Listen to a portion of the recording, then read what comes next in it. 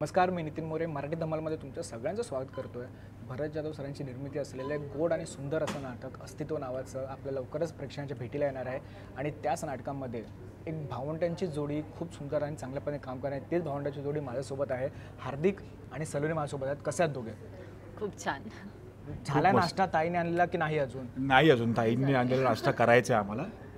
पण त्याहीपेक्षा महत्त्वाचं हा इंटरव्ह्यू आणि हे नाटक इतकं फार जवळचं आहे ना, आणि ताई म्हणा, भरत जाधव म्हणा, हे आमच्यासाठी इतके जवळचे कलावंत आहेत। ते इतकं आपलंसं करतात ना की कुठेच आम्ही नवखे आहोत असं कुठेच त्यांनी जाणवूच दिलं नाही। मी सुरुवात तशीच करणार होतो, कारण का असतं ना की चिन्मयी ताई, त्याच्यानंतर भरत दादा, मोठी आणि जड नावं, सगळ्यात महत्त्वाचं बोललं, मोठी तर आहेतच पण जड अशी भारत असता आवाजाची नावं त्यांच्यासमोर जेव्हा आपण रंगमंच शेअर करतो, एकदा सिनेमाचा वेगळा असणे रंगमंच शेअर करणं म्हणजे रोजचं ते कनेक्शन, रोजचं ते कम्युनिकेशन किती भारी वाटतं। म्हणजे असतं ना की अरे यस, हेच पाहिजे होतं असं काय। जड नावं आहेत ट्रू, बट त्यांनी आम्हाला जाणवूच दिलं नाही की ती खूप मोठे लोक आहेत आणि आम्ही आत्ताच आलोय। असं फॅमिली झाली आहे, नाटक सुरू व्हायच्या आधीच आमची फॅमिली झाली असं जेन्युइनली वाटतं। आणि नाटकाचं नाव पण अस्तित्व आहे। कलाकार म्हणून आपण जेव्हा अस्तित्व शोधतो तेव्हा ऑब्व्हियसली थिएटर हे खूप एक महत्त्वाची पायरी आहे। आणि भरत सर आणि चिन्मयताई एवढी मोठी नव्हेत, पण त्यांनी ना एकदम इझी केलं आमच्यासाठी। आम्हाला जास्त असं की ओके कसं करणार, काय करणार, नो, तेच स्वतः अच्छा असं करायचं, असं आहे, चिल मारा, असं झालं। क्या बात आहे। अरे तू काय सांगशील? मी थोडक्यात वेगळी ओळख अशी सांगतो की भरत जाधव आणि माझं हे सख्खं नातं आहे। भरत जाधव हे माझे सख्खे काका लागतात। क्या बात आहे। पण स्टील ना कुठेही काम करताना किंवा परफॉर्म करताना स्टेजवरती कुठेच ते नातं ना भरत सरांनी येऊ दिलं आहे ना मी तर नाहीच येऊ दिलं आहे, पण चिन्मयीताई आणि भरत सर हे कुठेच ना त्या दडपणात वागूच देत नाहीत आम्हाला। आणि आम्हाला कम्प्लिटली दोघांना लिटरली एक बहीण भावंडांसारखं त्यांनी सामावून घेतलं आहे। एक आई वडील म्हणून त्यांनी इतकं सामावून घेतलं ना की आम्हाला काम करताना इतकं इझी वाटतं। भले आमचे खूप हार्श सिक्वेन्सेस आहेत, हिचे म्हणा किंवा माझे म्हणा, आमच्या आईवडिलांबरोबर, पण ते हार्श सिक्वेन्स करताना सुद्धा कुठेही त्यांनी असं दडपण आणलं नाही आहे की तुम्ही नवीन कलाकार आहात, नवखे कलाकार आहात, अजिबात नाही। म्हणजे हा एक त्यांच्यातला असलेला मोठेपणा आणि त्यांच्यातला असलेला अनुभव हा मला प्रत्येक क्षणी, प्रत्येक वेळेस ऑफ सेट म्हणा किंवा ऑन सेट म्हणा, हा प्रत्येक वेळेस जाणवतो। क्या बात आहे। बरं, सोनालीकडून असं कधी झालंय का? सलोनीकडून असं कधी झालं का? कारण का सलोनी आधी सुद्धा एका मालिकेमधून आपल्या प्रेक्षकांच्या भेटीला आले आहेत, त्याच्या सद्गुरूमधून। बाबा असं नको करू, हार्दिक असं कर, एक सिनियर हार्दिक बघा असं असतं ते। अरे ती माझी बहीण आहे। अर्थात तिने सांगितलेले सगळ्या, म्हणजे ती खूप मला काय म्हणतात ना, खूप सांभाळून घेते मला। आणि नो डाऊट तिने राज्यनाट्य याच्या आधी केलं आहे निर्वासितच, त्यामुळे ना तिला प्रत्येक गोष्टी माहिती आहेत। आणि मी ना प्रत्येक शो म्हणजे रिहर्सल झाल्यानंतर वगैरे तिला कन्सर्न करतो, काय ग कसं झालं, बरं होतंय ना, अरे तू खूप छान करतो। ती इतकं मला बूस्ट करते ना, मग रादर हे मी करायला पाहिजे तिला, जे ती करते।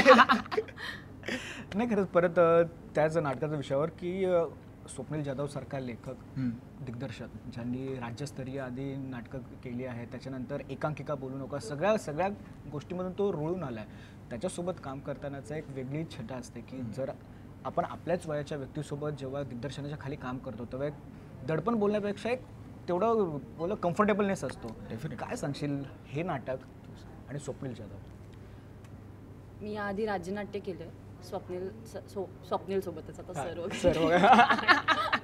पण आम्ही एकत्र नाटक केलं तेव्हा मला खूप दडपण होतं, कारण खूप छान नाटक आणि खूप सिरियस असलं तरी सुद्धा ना रिलेटेबल खूप जास्त आहे। सो मला नाटक आवडलेलं, मग मी त्या प्रोसेसमध्ये जेव्हा होते तर दडपण होतं, पण ना 4 डेज होतं, फक्त 4 डेज। 5th डेला वी वर लाईक चलो असं आहे तसं आहे, छान चाललंय सगळं। पण राज्यनाट्याच्या प्रोसेसमध्ये मला त्या जाणीवा शिकायला मिळाल्या स्वप्नीलकडून स्पेशली, ज्या मला असं वाटायचं ओके लाईफ किती चिल आहे, बट नाही आहे।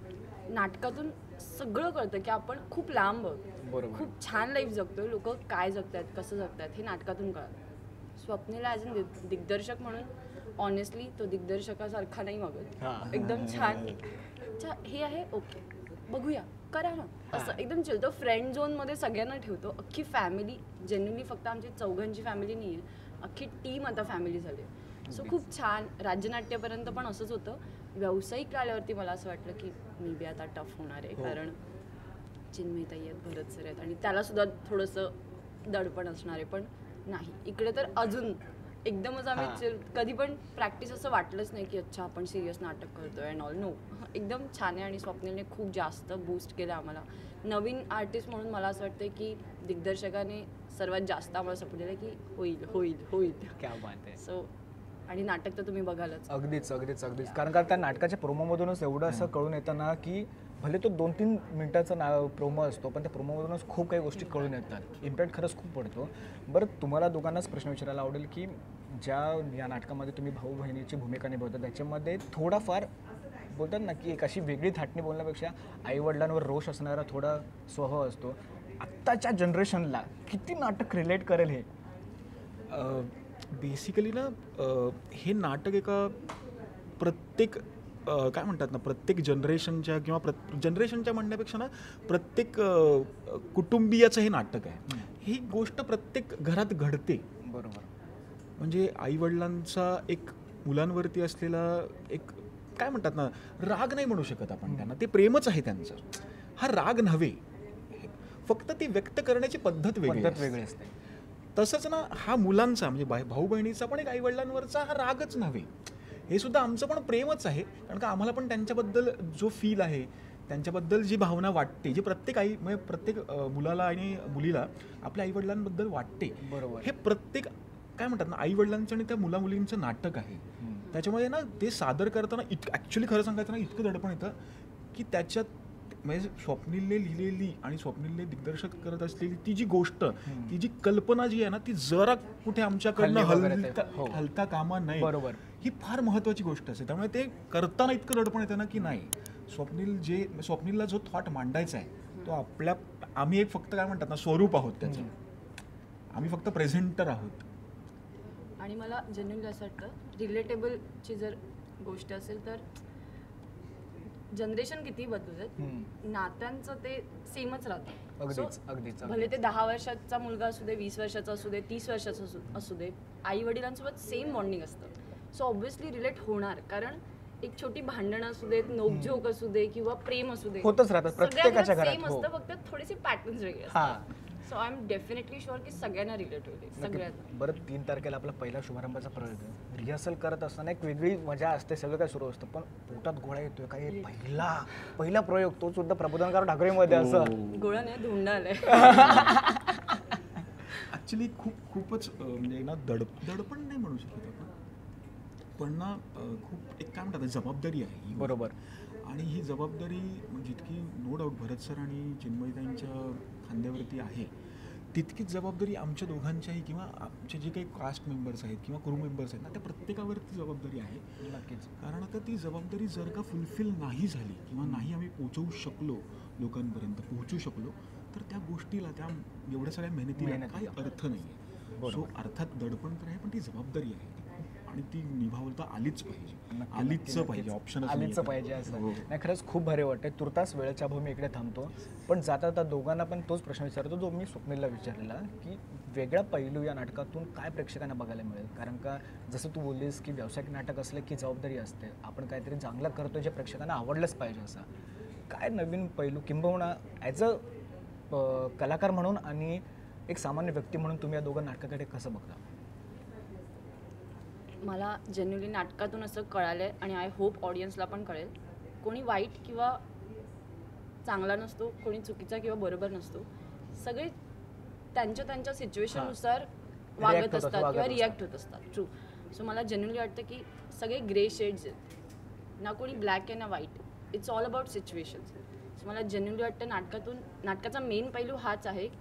सगळी माणसं छानच आहेत, फक्त सिच्युएशन्स कशा हँडल करायचे त्याचे डिफरंट हे आहेत. त्यामुळे मुलगा आणि बाप, आई आणि मुलगी ह्यांचे पण जे काही इक्वेशन्स आहेत, no one is right or wrong. आणि या नाटकातून हेच कळतं की इट जस्ट तुम्हाला समजून घेणं खूप इम्पॉर्टंट आहे, बिकॉज सगळेच छान. नक्कीच. हार्दिक, मी हे सांगू इच्छितो की ना, आपण नात्यांमध्ये माणसं कधीच चुकीची नसतात. बरोबर. कधीच चुकीची नसतात. परिस्थिती चुकीची आहे. चुकीची म्हणण्यापेक्षा ना ती परिस्थिती निर्माण होते बाह्य गोष्टींमुळे किंवा इंटरनल काही गोष्टींमुळे. ती परिस्थिती इतकी जबाबदार असते ना, त्याच्यामुळे माणूस हा फक्त वागतो चुकीचा, त्याच्या मनात ती भावना अजिबात नसते. आणि हेच आम्ही ह्या नाटकातनं एक वेगळेपण साधण्याचा प्रयत्न करतोय की प्रत्येक माणसामधला असलेला हा जो एक हार्शनेस आहे, जो परिस्थितीमुळे निर्माण झालेला आहे, तो हार्शनेस फक्त आम्ही खूप गोड पद्धतीने प्रेक्षकांसमोर मांडण्याचा प्रयत्न करतोय. आणि होप सो की तो त्याच गोड पद्धतीने मांडला जावा, अशी खरंच अपेक्षा आहे माझी. नक्कीच मांडला जाईल. नाही, खरंच खूप भारी वाटतंय. तुर्तास इथे थांबतो मी. तुमच्या दोघांचा खरंच खूप धन्यवाद. गोड नाटक तुम्ही आमच्यासाठी घेऊन आलात आणि all the very best. Thank you very much. Thank you.